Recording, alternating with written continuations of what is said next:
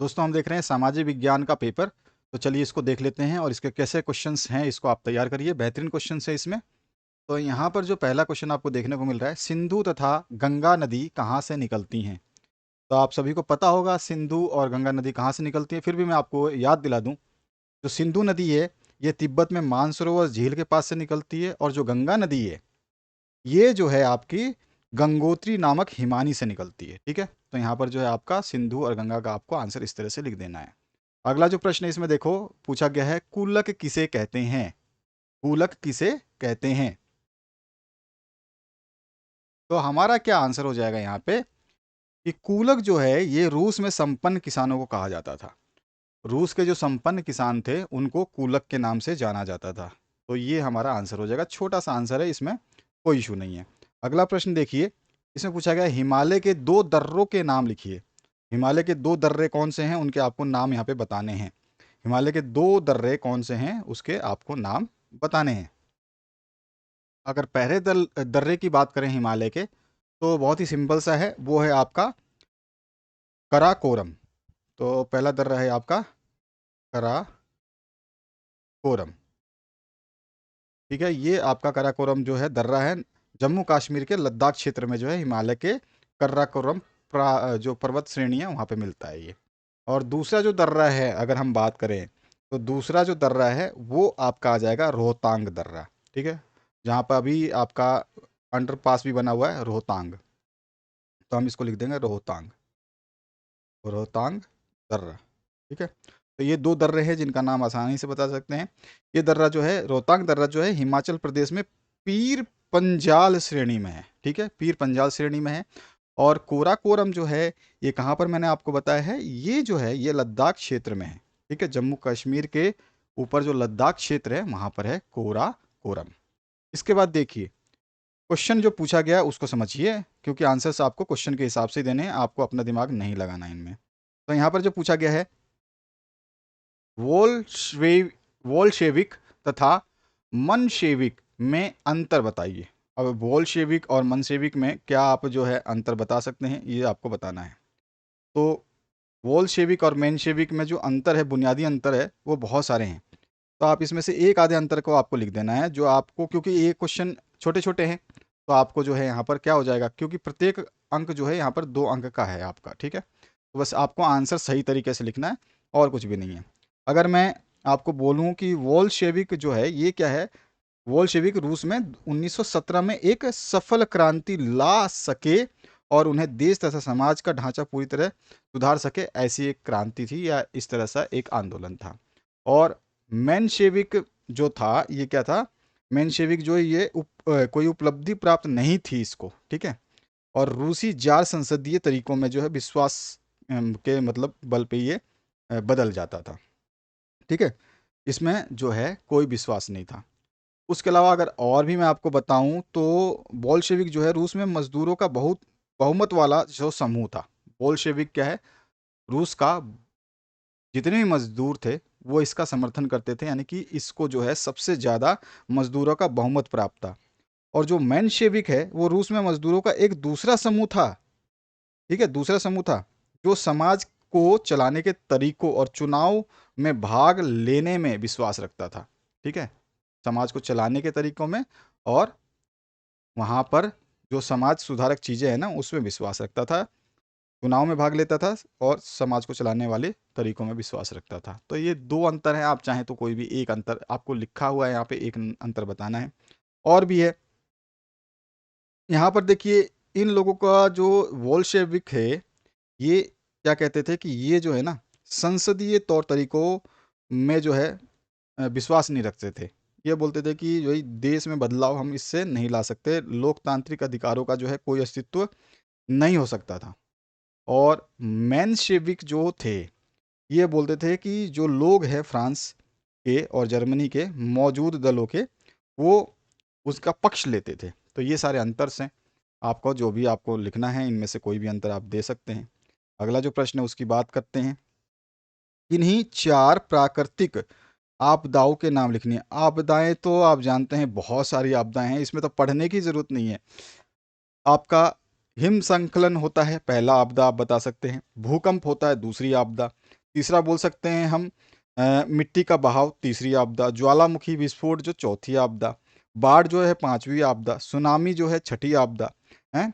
उसके अलावा जो है और भी आपके बर्फबारी भी जो होती है ना, ये भी एक आपदा ही होती है। तो इस तरह के बहुत सारे आपदाएं हैं, जो भी आपको चार याद आते हैं जो आपदाएं हो सकती हैं जो अचानक से आती हैं प्रकृति के द्वारा, तो उन आपदाओं के नाम आप इसमें लिख सकते हैं। अगला जो प्रश्न पूछा गया आपसे, इसमें पूछा गया है भारत के किन किन राज्यों से कर्क रेखा गुजरती है। भारत के किन किन राज्यों से कर्क रेखा गुजरती है। तो भारत में जो कर्क रेखा जो गुजरती है वो आपकी गुजरात से, राजस्थान से, ध्यान रखिएगा आपका गुजरात हो गया, मैं शॉर्ट फॉर्म लिखता हूँ, गुजरात से, फिर राजस्थान से, उसके अलावा फिर मध्य प्रदेश से, मध्य प्रदेश ऐसे हम लिख देते हैं, और फिर छत्तीसगढ़, छत्तीसगढ़, और फिर ये जो है झारखंड, ठीक है झारखंड, और फिर जो है ये पश्चिम बंगाल, बाबा पश्चिम बंगाल, और त्रिपुरा, ठीक है, और उसके अलावा जो है मिजोरम। तो इस तरह से ये आपका आंसर हो जाएगा। ये सारे से जो है भारत के किन किन राज्यों से कर्क रेखा गुजरती है, तो गुजरात, राजस्थान, मध्य प्रदेश, छत्तीसगढ़, झारखंड, पश्चिम बंगाल, त्रिपुरा और मिजोरम, इनसे जो है भारत की कर्क रेखा, जिसको कैंसर लाइन भी कहा जाता है, ये 8 राज्यों से गुजरती है। ये ध्यान रखना है, इसमें 8 राज्य शामिल हैं। आप देख सकते हो 1 2 3 4 5 6 7 और ये 8, ठीक है। तो 8 राज्यों से ये गुजरती है। अब इसके बाद देखिए नेक्स्ट जो क्वेश्चन पूछा गया है, जन्म दर से क्या अभिप्राय है। यानी कि जन्म दर क्या होता है, ये आपको इसकी डेफिनेशन लिख देनी है। यहाँ पे सीधा सीधा आपको डेफिनेशन पूछा, अभिप्राय का मतलब क्या है, डेफिनेशन। हम कह सकते हैं कि इसकी डेफिनेशन क्या हो जाएगी, एक वर्ष में प्रति 1000 व्यक्तियों में जितने जीवित बच्चों का जन्म होता है, प्रति 1000 व्यक्तियों में जितने जीवित बच्चों का जन्म होता है, उसे ही हम जन्म दर कहते हैं। बस इतना आपको लिखना है। नेक्स्ट जो क्वेश्चन है उसकी बात करिए। देखिए यहाँ पे पूछा गया फ्रांसीसी क्रांति को जन्म देने वाले 2 दार्शनिकों को नाम लिखने हैं। जो फ्रांसीसी क्रांति को जन्म दे चुके हैं, यानी कि फ्रांसीसी क्रांति के बारे में मैंने एक चैप्टर आपको पढ़ाया था, अगर आपने पढ़ा होगा तो आपको समझ में आ जाएगा, क्योंकि वो जो है 3D एनिमेशन में था, फ्रांसीसी क्रांति कैसे हुई आपकी, ठीक है। और उसमें जो भी चैप्टर्स थे उसको बहुत ही पॉइंट्स थे, उनको बहुत ही लाजवाब तरीके से आपको विजुअलाइज कराया गया, आपको पढ़ाया नहीं गया, आपको दिखाया गया कि ये चीज़ हुआ था वहाँ पे, ऐसा ऐसा हुआ था। तो फ्रांसीसी क्रांति को जन्म देने वाले 2 दार्शनिकों के नाम कौन से हैं, ये आपको बताना है। आने वाले जब आप 10th क्लास में जाएंगे तो वहाँ पर आप यूरोप में राष्ट्रवाद पढ़ेंगे, और भारत में राष्ट्रवाद का उदय कैसे हुआ ये भी पढ़ेंगे। उन दोनों चैप्टर को भी मैंने अभी हिंदी में करवा दिया है, अभी तक यूट्यूब में हिंदी में अवेलेबल नहीं था, अब मैंने उसको जो कि 3D एनिमेशन में है, ठीक है, 3D एनिमेशन में। अगर आप एक बार वो चैप्टर पढ़ते हैं, मैं आपको विश्वास दिलाता हूँ कभी ज़िंदगी में नहीं भूलेंगे। वो 3D एनिमेशन में, यानी कि हर चीज़ आपको दिखाई गई कि ये क्रांति में ये आदमी था, उस आदमी का चित्र दिखाया गया, उस आदमी ने क्या काम किए थे, ठीक है। तो ये सारी चीज़ें उसमें हमने दिखाया हुआ है। तो उसको आप जब 10th क्लास में जाएंगे, आप 10th के लिए वो चीज़ें हैं आपके फर्स्ट चैप्टर और सेकंड चैप्टर, जो भारत में राष्ट्रवाद और यूरोप में राष्ट्रवाद का उदय, तो उसको आप देख सकते हैं। बाकी थर्ड चैप्टर फोर्थ चैप्टर भी हम जल्द ही जारी करने वाले हैं। बाकी 9th क्लास का मैंने आपका एक चैप्टर डाल दिया है, उसको आप चेक कर सकते हैं, उसका अपडेट आपको मिल जाएगा। तो फ्रांसीसी क्रांति को जन्म देने वाले 2 दार्शनिक कौन से थे, तो इनमें आपका मांट्स्क्यू था, हैं, और वाल्टेयर था, रूसो था, ये सारे के सारे क्या है, ये दार्शनिक थे। तो ये इनका नाम आप लिख सकते हैं। प्राथमिक चिकित्सा से क्या तात्पर्य है, आप जानते हैं प्राथमिक चिकित्सा क्या होती है, ठीक है। और इसमें आप चाहें तो लुई सोल्वा भी लिख सकते हैं, और उसके अलावा एक और था आपका जो, सॉरी, सुकरात, ठीक है ना, ये आ जाएगा। तो ये सारे सारे हैं। प्राथमिक चिकित्सा का क्या तात्पर्य होता है, ये बहुत ही सिंपल सा क्वेश्चन पूछा, जनरल क्वेश्चन पूछा, जैसे कह सकते हैं आप होम साइंस का क्वेश्चन है, इस तरह से।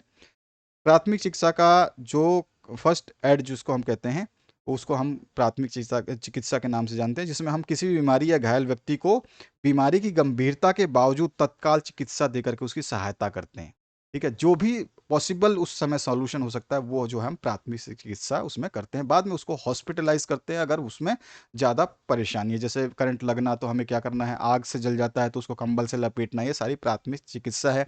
अगर उंगली कट जाए तो क्या करना है, हमें वहाँ पे पट्टी बांध देनी है, कोई कपड़ा बांध देना है, ताकि खून का रिसाव जो है रुक जाए, ये प्राथमिक चिकित्सा है। तो इसमें हम क्या कहेंगे, कोई भी घायल व्यक्ति या बीमार व्यक्ति है, उसकी गंभीरता के बावजूद जो भी उसको परेशानी है, हमें नहीं पता है क्योंकि हम डॉक्टर नहीं है, तो उसकी गंभीरता के बावजूद जो भी हम उपचार कर रहे हैं स्टार्टिंग में, तत्काल में, एकदम प्रेजेंट में, वो जो हमारी प्राथमिक चिकित्सा होती है। ठीक है। अगला जो है, हमें संविधान की जरूरत क्यों है? बहुत ही लाजवाब क्वेश्चन है और सिंपल सा क्वेश्चन है लेकिन। ठीक है।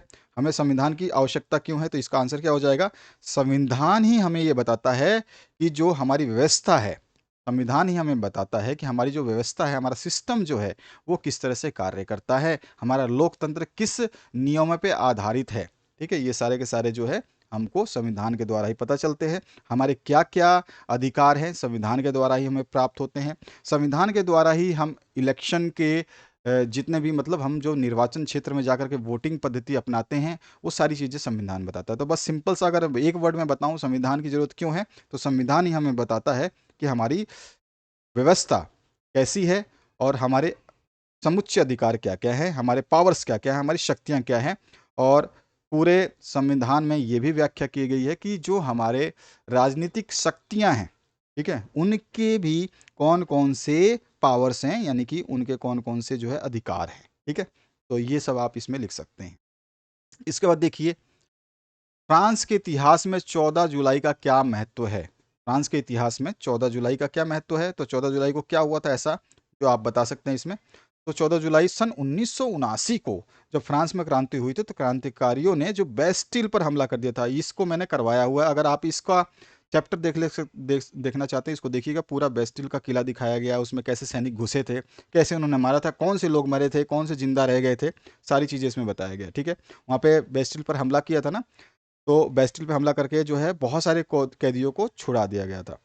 और उसको जो है फ्रांस में जो है राजाशाही को यहाँ पे ख़त्म करने का जो है इसको माना गया कि जो राजा हैं उनकी राजनीति खत्म हो जाएगी, राजा का शासन नहीं रहेगा, अब लोकतंत्र का शासन रहेगा, जिसको हम लीडर बनाएंगे, जिसका हम चुनाव करेंगे, वही शासन करेगा।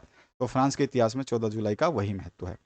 वैज्ञानिक वानिकी क्या है, ये आप बता सकते हैं आसानी से। वैज्ञानिक वानिकी क्या होता है, ये आपसे पूछा गया है।